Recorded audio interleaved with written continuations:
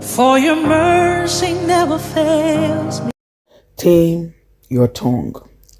James chapter 3 verse 2 says, For in many things we offend all. If any man offend not in word, the same is a perfect man, and able also to bridle the whole body. Amplified version says, For we all often stumble and fall and offend in many things.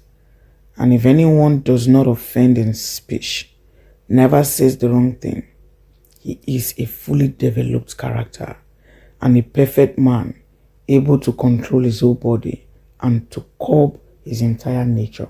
It talks about never says the wrong thing. Now, not saying the wrong thing, it doesn't mean you talk nicely or you talk less. You can be quiet for a full day and will eventually say one thing. That thing you said is wrong. You can talk continuously for 10 minutes and yet you have not said the wrong thing. But we have people that talks a lot and inside their talkativeness, they say rubbish. So, we have people that speak well, but when they eventually get to talk too much, errors begin to enter, just like the word of the Lord said, in multitude of words, sin is not lacking. So that means there is a possibility for sin to enter as far as you have spoken excessively. But that aside, now, he said if we do not offend in what we say, then we are perfect.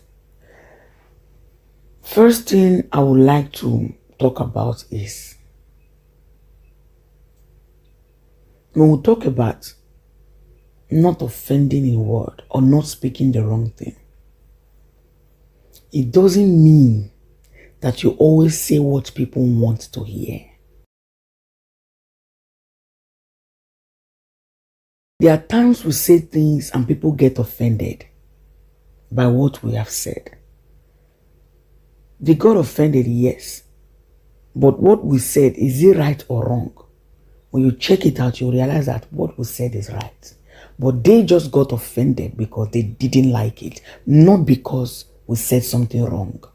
That's why I love the way this other place explained it. He said, it does not offend in speech, bracket, never says the wrong thing.